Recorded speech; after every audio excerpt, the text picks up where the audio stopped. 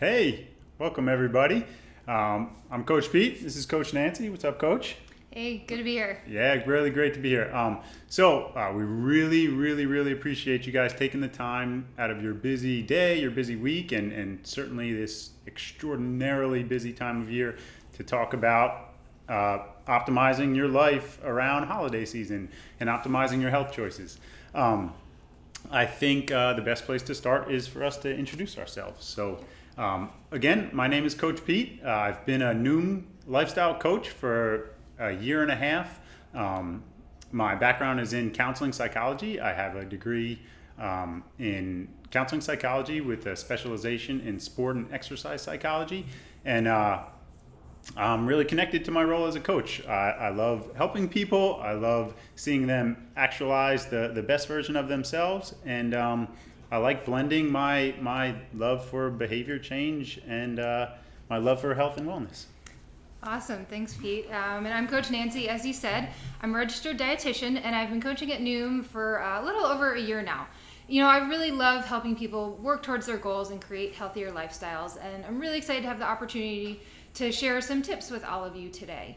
So, we'll start off by telling you a little bit about Noom's philosophy on health and weight loss, and then we'll dive into our 10 strategies for staying on track during the holiday season. After that, we'll answer some of the questions that you guys had submitted to us when you registered. And then we'll spend the last few minutes of today's webinar telling you more about Noom's Healthy Weight Course. And we also have a special offer that we want to share with you at the end that you don't want to miss, so be sure to stick around. All right, so let's dive into it. All right. Pete, why don't you tell us a little bit about Noom's philosophy? Yes, of course. So, Noom's philosophy, we get the question all the time, how are we different? As you see, this quote sort of defines us. We like to think that behavior change it is tightly connected to life change and like I mentioned earlier, becoming the best version of ourselves. So we're deeply connected to behavioral psychology, change psychology. We love to think that we're not necessarily on a diet. We don't really throw that word around here too much. We think that we're not on a diet. We're on a path to self-awareness, a journey to self-awareness. So it's really about the long term. That's what we like to look at. It's not a quick fix, not a one size fits all approach. It's like he said, a journey. Everybody starts in a different place. As coaches, we meet you where you are, and we'll tell you a little bit more about our roles later on in the program. It's you got it. Another thing really important to point out is that we focus on sustainability. So we're not into the definitive start and the definitive end to, like I said, a diet. We want to know that you're creating habits that will basically carry you from here to, indefinitely. Yeah, exactly. If it's a lifestyle, there is no end to it. Yeah, cool. So, all right, why don't we dive into our tips now? 10 simple strategies to stay on track this holiday season. So our first tip is all about setting realistic goals. And we put the word realistic in there for a reason. We all know that this time of year can be challenging for our waistlines. And, maybe you do still want to try and lose a few pounds over the next few weeks. But honestly, if you feel like weight loss might be hard, you're certainly not alone, first of all. And, maybe it's better to set a goal to maintain the current weight that you're at and focus on not gaining any more weight throughout the next few weeks. Definitely take some time when you're thinking about your goals to consider any barriers that might pop up along the way. You might have a busy schedule that makes it hard to fit in your exercise routine, or you're going to parties and events and, you're not eating the healthy foods that you're used to eating. Or, maybe you're just totally stressed out and you have a crazy long to-do list and all these things are just throwing you off track. So, it's really important to plan around them the best that you can, but remember to take things one day at a time, right? And, especially you don't want to sabotage all of the hard work that you've put into this journey along the way and all of the progress that you've made. It's a few short weeks, and come January, you'll be able to pick right back up where you left off. Yeah. Another thing I like to think about is, we talk about it all the time when we're talking about behavior modification, which is the all or nothing thinking. You can make a bad decision and still be on track. So if One you bad decision is never going to like throw you totally off. It's the mindset that you Yeah. get into that will lead you down that path potentially. Yeah. So if you see yourself indulging, or you wake up in the morning and you have that sort of guilt-ridden mindset, don't throw in the towel. You know, you still your health journey can be defined by the very next decision you make, whether that's to get up and work out, whether that's to make another good food choice, and a couple minutes, hours, hours down the line. So definitely don't throw in the towel. Yeah. Okay, strategy number 2: creating an action plan. Planning is like a foundational tenet of the work that we do as a Noom coach. And no time is that more appropriate than holiday time. The holidays are hard because when we're creating, when we're modifying behavior, that like behavior modification like breeds off of consistency and a routine and strategy. The holidays are anything but routinized. In fact, they're like the exact opposite of that. Yeah. So again, being very, very intentional about what your day or what your week is going to look like over the the month of December and even heading into January. So really specifically, if I could point to a couple tips that you're seeing on your screen right now. Schedule exercise, and you might have to redefine what it means to exercise. Maybe you can't get to the gym for 60 minutes, 3 days a week. Maybe you have to do something before you shower in the morning or before you go to bed at night. But again, being intentional of planning this time in, when am I going to block off the time to get my workouts in? Definitely making a grocery list. A ton of my clients do the grocery list. Do the grocery list on Saturday and do the grocery shopping on Sunday. That's a really, really good habit to get into. And then on Sundays as well, if you have some extra time, cooking in bulk is one of my favorite things to do, especially if you have a busy week coming up. Just cook a few meals, make enough so you have leftovers throughout the week, stick some things in the fridge, in the freezer. That way they're there and you don't have to think about it in the moment during the week when you're busy running out the door and doing a million other things. Yeah, I feel like if you're cooking, 2 or 3 chicken breasts, why not just cook 4 or 5? Cook a few more, exactly, yeah. Same thing. Yep. And then, of course, the last bullet point that you see up there is planning for your social events. So knowing when they're coming up so you can strategize appropriately. For sure. All right, so tip number 3 is to eat before you go. So if you're going to be going out at night to a party or a dinner of some kind, it's still really important to eat something earlier in the day. I know it can be tempting to want to, skip meals and save all of your calories up for later that night. But the problem is this can backfire because when you don't consume enough calories throughout the day, chances are by the time you get to that event later at night, you're going to be starving.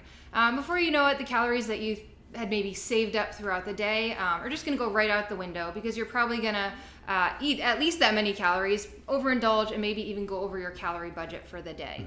Mm-hmm. One of the best things you can do, and I think Pete will agree with this, is starting your day with a solid, healthy breakfast. Really fuel yourself. And then throughout the day, you can eat a little bit lighter, of course, but still making sure you're getting enough meals and snacks in there so that you're not feeling famished. And fruits and vegetables are one of the best things you can reach for, not only because they're good for you anyway, but if you get them in earlier in the day, then you don't have to worry about it so much later on when you're at your celebration and you can enjoy the foods that are around you. Yeah. I love the healthy breakfast idea. And I need to say, I love it not because the only way to be healthy is to get a good breakfast in, but because it sets the tone for the day. Exactly. It sets an intentional, positive, good, purposeful, healthy start, to your day. But again, there have been plenty of people that are healthy that don't eat breakfast, and plenty of people that are healthy that do eat breakfast. The point being setting the tone for the day. Yeah, and sticking with whatever your normal routine might be. Exactly. Awesome. All right, tip number 4. Okay, here goes. So using a smaller plate. So, this one is almost overly simplistic. It's okay, just make the plate a little bit smaller, But in fact, this is evidence-based. There's research saying that the smaller our plate is, the less we eat.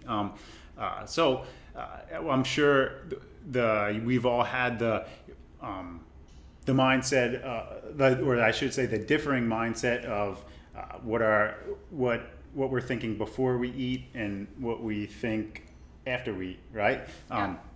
So the point, what this strategy implies is like, why don't we bring those two a little bit closer together, those two mindsets a little bit closer together. So in essence, we're like bridging the gap between what we intend to do and what we actually do. Yeah, so, with this, if your intention is to eat a little bit less, taking a really big plate is going to make that super hard, because then you put a few small servings of things on your plate and you have all this empty space. Yeah. That's not weird. fun to sit down. You feel like you're not eating enough. Other people might comment. You're not really setting yourself up to win in that situation. So if you get a smaller plate, you can still take the same amount of food, but all of a sudden you have this plate full of food that you're excited to eat and can enjoy. Yeah, awesome. And then the last bullet point is the high volume foods. Not the calorie dense foods, but the ones that take up space in your stomach. Fruits and vegetables. Yeah. All right, so tip number 5 is to be mindful of your beverages. So, along with foods, drinks, whether they're alcoholic or not, can still be packed with sugar and empty calories. And especially when you're sipping on something throughout the night, it can be really easy to lose track of how much you've been drinking. Or, if people are generously refilling your glass and you're not really paying attention, you might have no idea how much you've been consuming. So, of course, it's okay to indulge in the beverages and enjoy them. But, set a limit for yourself if you can, especially if you are planning on enjoying a plate from the dessert table maybe later on at night. And alcohol in particular can lower your inhibitions, making it a little bit easier to overindulge when you may not have planned to. So, I like to say water is always your best friend, especially in situations like this. Yeah. And, use it to help you balance out the other drinks. So maybe have a sugary drink or an alcoholic drink, have a glass of water. Have another drink, have a glass of water, to really help you stay hydrated and feel your best the next day as well. Yeah, cool. Yeah. Nice. Okay, tip number 6. I feel like we're flying through this. Yeah. I hope you guys are enjoying this so far. Halfway through. Okay, schedule you time. So this is important, January through December, but of course particularly important during holiday time when stress is, can tend to be at its peak. I like to, when I'm thinking about, the body and the mind, I like to, the way I understand it is stress. So whether it's like bad stress like work or relationship or something that's weighing on you, or good stress like family time around the holidays and having to cook a ton. Your body doesn't really perceive it as this is good stress and this is bad stress. It just kind of feels like stress. So again, kind of going on that fundamental theme of planning, really find time to schedule your time. Schedule things that you like to do. Maybe it's walking around the neighborhood to check out holiday lights. Maybe it's yoga, meditation. All of us have our sort of go-tos. Maybe it's a warm bath, whatever it is. But schedule the time, particularly before and after those stressful events, to make it a priority. Like we talked about earlier with setting goals, creating action plans. If you know this is going to be a stressful time of year for you, schedule in time to de-stress before the stressors even happen. That way it's on your calendar. Maybe make a list of go-to things that you can do when stress arises. Yeah. And again, just really make it a priority and let other people know as well, because it's so hard, especially during this time of year. Everybody has their priorities and you might get dragged in a million different directions, and whether you're going to so many events or you're spending more time with family, there's going to be a lot going on. So definitely managing your stress is super, super important this time of year. Yeah, definitely. And of course, your physical health follows your mental health. Absolutely. Yeah. All right. So tip number 7 is to bring a healthy dish. So you're probably going to be going somewhere at some point over the next few weeks. It's always a kind gesture to bring a healthy dish. or to bring a dish. But if you want to bring a healthy one, that's even better.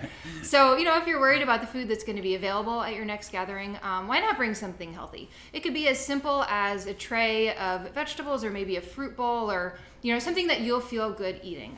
Chances are you're not the only one who will appreciate it. Other people, whether they say it or not, are probably on some kind of health journey like you are and will be looking to eat those things as well. If maybe you've been tasked with bringing a certain item, like say, you're on dessert duty this year, all hope is not lost. Maybe you can try making a lighter version of some kind of traditional dish. So, there are plenty of ingredients that can be substituted, whether you're baking or you're cooking. Applesauce is a great one for baked goods. You can use it to replace oil and sugar and eggs. An easy one is just swapping out some white flour or swapping in some whole wheat flour in place of white flour. And then Greek yogurt is great for sour cream and mayonnaise and some of those other fatty, creamy textures that you're looking to get. So, the best part about doing this, honestly, is that nobody's probably going to know the difference if you make these changes. The taste is going to be pretty similar, if not exactly the same, and then you'll feel good about eating these things. Yeah, you bring up an awesome point about other people appreciating it. I know when we're on a health journey, it feels like we're isolated. Everybody else is enjoying themselves and living it up, and we're in this corner. I know, it can feel like we're in this corner, just sort of doing what we need to do to stay on track. Likely, if you're at an event, a majority of the people are trying to be just as conscious about their health as you are. So, perhaps you can enlist someone's help or inspire somebody by, sharing your health journey. Yeah, I love it. All right, tip number 8. Okay. This is a good one. Yeah. So saying no thank you. So again, it seems like an easy one. It would be easy to advise your friend to just say, brush off, I'm good, no thank you. But when you're trying to manage relationships and when you're trying to be mindful of others' feelings, it can get really tricky to just say no thank you. So the go-to strategy here is rehearse, plan, know how you're going to respond in the situation with maybe a mother-in-law or a father-in-law. I like to think about it as, dealing with these situations, it doesn't have to be like a mindless reaction to, the food pusher. It can be a really deeply ingrained, trained response. Definitely, as you see in the bullet points, don't give in to food pushers. Practice your responses with a friend or a loved one. And the awesome one is humor. I have a really close friend that always, when I offer him some food, he says, "No thanks, I'm driving." Oh, that's great. So I love it. That's awesome. I think people always can identify with a good sense of humor. Yeah, for sure. All right, tip number 9 is to keep track of what you're eating, even when you don't want to. So, those of you who log regularly know that it's a tool that can just bring more awareness to the food choices you're making and help you be more mindful of what you're eating. And it really can help you make better decisions in the moment. Say you're out at a restaurant or a party and you aren't sure which food choice is better. You can quickly log them both in the Noom app to see what color they are and look at their nutrition information to make more of an informed decision. Or, logging can also help you plan ahead to fit some of your favorite treats into your calorie budget. So if you know you're going out later at night, pre-log any foods that you're planning to eat, especially if, maybe you're going to be eating some kind of dessert or there's going to be a specific special treat there that you really want. You can fit it into your calorie budget earlier on in the day and then plan the rest of your meals accordingly. And, of course, if you have the habit of logging your food right now, come back to the long-term picture. If you continue logging throughout the holiday season, it's just a few short weeks. Come January, you'll be ready to go again, and you won't have to restart that habit of logging your food. You can just pick up right where you left off. Yeah. Yeah, and logging it goes along with the theme of self-awareness. What you're giving your food, what you're giving your body, and how your body is going to respond. You have a tool to understand how your body and your mind responds to that stuff. Yeah, exactly. Cool. All right. Okay. So we saved the best for last, my favorite for last. This one is a huge one. Yeah, I think it's easy to get sucked up in the craziness of the holidays, and to sort of define the holidays as a barrier to your success. I just have these 3 weeks that I have to get through. My hope with today is to give our viewers like the idea and the perception that like the holidays and family time is meant to be fun and enjoyed. Absolutely. And you don't just because like you don't, it doesn't define your success if you miss, if you get bumped off track. So allow yourself to enjoy the foods that you like to enjoy in moderation. And certainly, shift your focus from the food.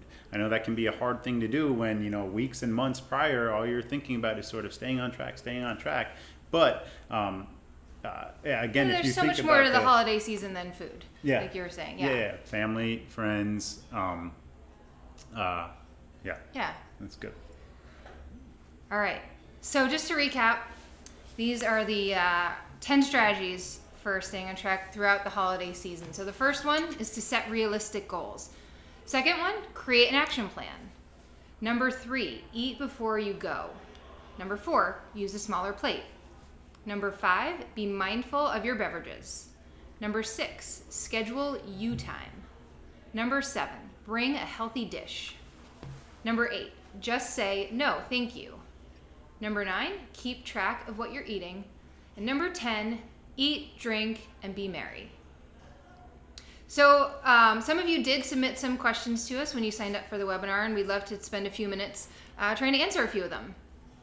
So question number 1, what are some healthier food choices I can make when eating out at parties and events?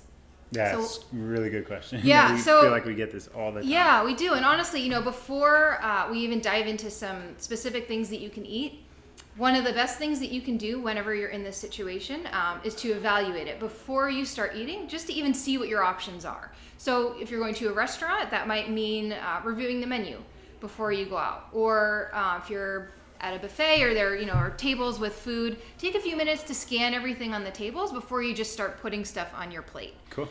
Then, once you're ready to go, first thing we always say, we've probably said it a few times already today, is to load up on your vegetables. Make sure you get them in, you'll feel good that you did, and they can also help to take the edge off of your hunger, so you're less likely to overeat throughout the night. If there are different cuts of meat available to you, certainly, aim for some of the leaner cuts if you can. So maybe a fish or chicken of some kind instead of a meat dish, or a turkey burger instead of a hamburger, things like that. You can also look at how the foods are prepared. So if something is boiled or steamed or baked, chances are it'll probably be lighter. So this would be something like maybe choosing a baked potato over some mashed potatoes. Those creamy or fried foods even are typically going to be higher in calories. And even things like dips and sauces and gravies can be high in calories. So be mindful of using those sparingly. Yeah, really good, simple strategies. I also like to think about it in terms of like control. So like a lot of times you're met with like this huge dessert spread, and it's like, I want some dessert, but I don't want to like tarnish my health journey. Understand that like what big point of control here is like the fork to your mouth. Yeah. Like you have control with how much food is going into your body. Yeah, so even if you get there and the situation looks hopeless in terms of healthy eating, maybe you're excited because there are lots of nice treats there. Like Pete said, you still have control over how much of those foods you choose to eat, and you can always bring mindfulness to the situation. Yeah, cool. All right, so let's see. The second question. I get so stressed out during the holidays that I tend to turn to food. What else can I do to avoid stress eating? So this is a good one as well, because, reaching for food when you're stressed is a natural and a lot of times automatic response. Yeah. So, what I like to tell my clients when I'm working with them is that when you feel the stress coming on, one of the first things you can do is just pause and assess the situation and maybe ask yourself, is food really what I need right now, or are there other things that I can do to make myself feel better? Yeah, sort of understanding why it is that you're turning to food? Is it because you're hungry, or is it because you're stressed or emotional, or fill in the blank? Like our go-to is breathing. Like I feel like that's overlooked, but it's like this simplest thing you can do, primitive like connection to your body and your mind. So that sort of that can be like your trigger to pause and to, like you said, evaluate. Yeah, and then, have a list of go-to things in mind that you like to turn to when you are stressed, whether, it's going for a quick walk maybe, calling a friend, or even just sitting down for a few minutes and going over your goals to put things in perspective and remind yourself of what you're working towards. Yeah, cool. All right, one more question. I really struggle with getting to the gym over the holidays and feel like I never have time to exercise. Is there anything else I can do? Yeah. Exercise is obviously so connected to the health journey that if it's not in your life, then you feel totally disconnected to your path. So it's cool and mindful and sort of a best practice to find time to exercise. And I mentioned it a little bit earlier, but it doesn't have to be the 60-minute, 3 times a week schedule. We might have to redefine what exercise looks like to us. And you don't even have to go to the gym, right? If you don't have time to make it to the gym, there are plenty of other things you can do. Yeah, definitely. My mom mentioned this the other day, and I didn't even think about it. And she was talking about online shopping. She's like, I like going to the mall because if I'm going on off-peak hours and it's not that stressful, I get to walk around in a cool climate or in a comfortable climate for 2 hours. That's true, and you're carrying heavy bags, so your arms are getting a workout, right? Yeah, definitely. And then also think about after dinner, it's really typical to just sit around the fire and kill some eggnog or something like that. But maybe it can be a walk with the family around the neighborhood to see the lights, or maybe it's friendly competition of football or basketball in the backyard, play a game, whatever it is. A lot of people around, exactly. Yeah, cool. Well, thank you to everybody who submitted those questions to us. So now we're going to move on and just take a few minutes to tell you more about Noom's Healthy Weight course, and then answer some questions that you had about that as well. So, our Healthy Weight program is a 16-week structured program that helps you develop the foundations of a healthy lifestyle. So, after you complete the 16 weeks, you do have the option to extend your program for 8 more months to continue practicing and mastering everything that you've learned. Mm-hmm. So, one of the biggest components of our program is that you'll be matched with your own personal health coach. That's what Pete and I do. We have a whole team of coaches here who we work with. And, we're all really there to help you every step of the way. We provide support and motivation, and we help you set your goals and create action plans, just like we talked about in those tips earlier on. We're always there to brainstorm new ideas and really help you work through any barriers that you might be facing. And to stay accountable towards the things that you say you want to do. Yep, exactly. So in addition to working with your coach, you'll also receive daily articles in the app every day that are full of tips and challenges and strategies to help you make positive changes on a daily basis. Yeah, those are typically really quick reads, 30, 60 seconds, but definitely, although concise, super, super powerful. Yeah, full of a lot of really awesome information. So along with those 2 components, you'll also be part of a group of other Noomers who are on a similar journey to you, so that you can find additional support and motivation as you're working to make these changes. And lastly, we have a huge recipe database. Yeah. So if you're new to cooking, or maybe don't know what to do food wise as you're getting started, definitely check that out. You'll get plenty of ideas for healthy meals that you can cook. Yeah, cool.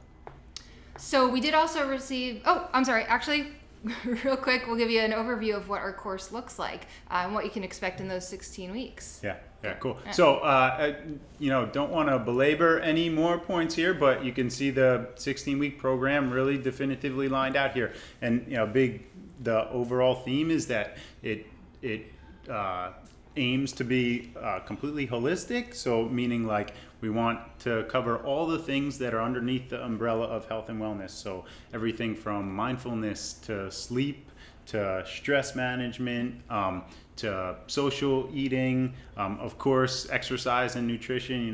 Those are always the big ones, and definitely mental cognitive interventions. Behavior change principles. Yep. So jumped ahead a little bit there, but now we'll answer a few questions that you guys also submitted to us about the program. So the first question is, I've tried other programs before and they didn't work for me. How is Noom any different?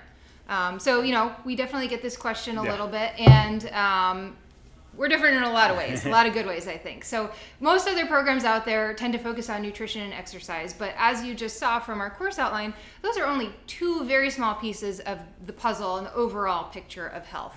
Most programs don't tackle the thoughts and triggers and obstacles that influence your food and activity choices and might sabotage your progress along the way. We really take a unique psychological approach to weight loss and help you tackle the mental and emotional barriers that might get in the way between where you are now and where you want to be. Mm-hmm. Yeah, and certainly, I definitely want to reiterate the sustainability part of it. So, it's not like, start here, end here thought process. Although, it's defined as 16 weeks. I like to think of that as metaphor to your whole life. So if you can create these habits in the 16 weeks, then you'll be able to implement them throughout the rest of your life, essentially. Exactly. And because that's really what we focus on and promote, we definitely stay away from complex point systems or fads or any trendy kind of advice that you might hear, or really anything else that's hard to maintain for a lifetime. Cool. Yeah, good stuff. All right, so question number 2. I have no idea where to start when it comes to what to eat. Will you give me a meal plan? Oh, yeah. Another one that comes up all the time. So the quick and easy answer to this is that your coach, yourself way better than your coach does. Sure. So you are, in many, many ways, you're an expert in this journey. So how it typically works is that we, meaning coach and client, come up with a meal plan together, and that sort of leans on our individualized approach. So it very it's unrealistic for me to think for a user to eat this on Monday and eat this on Tuesday and eat this on Wednesday. We like to think of individualized approach that fits into the context of each client's life. Yeah, and our course too, it teaches you the skills on how to make healthy choices and plan your foods for the day and all of that. So we're not just telling you what to do, but we're teaching you how to figure that out for yourself, essentially. And as your coach, we're there along the way, like Pete said, to really work with you on that, because you know yourself best. So this plan really can work for anybody, whether you're a vegetarian or a vegan, or maybe you have some limitations or restrictions. All of it works. Yep. Certainly. And the last question. So what can I expect from my health coach? Are they qualified? Yeah. I'd like to think that We're totally qualified. Definitely your coach has formal training and education in perhaps psychology, perhaps nutrition, perhaps exercise. We have a ton of dietitians on the staff, a ton of exercise physiologists, personal trainers on the staff.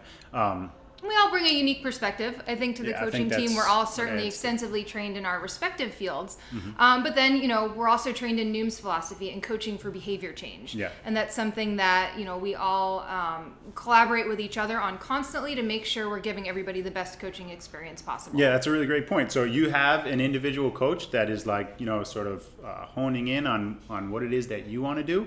But our coaches are always trying to understand case studies and working collaboratively. So in actuality, you have a team of coaches, not just one. Yeah. All right. Well, that brings us to the end of the program. But thank you all so much for joining us today. This has been awesome. Yeah. We hope you learned a lot from these 10 tips. And as a thank you for joining us, we have a special offer for you. So you can find a link in the description box below this video. And we'll also be emailing it to you, so keep an eye out in your inbox for that. If you do have any more questions about either the holidays or some of the tips we talked about, or just the Noom program in general that we didn't get to answer, you're definitely welcome to email us at program-support@noom.com, and we'll get back to you as soon as we can. So we wish everybody safe and healthy and happy holiday season. Yeah. And thanks again. Yep. Keep doing your thing. All right. Bye, everybody. See ya. Thanks.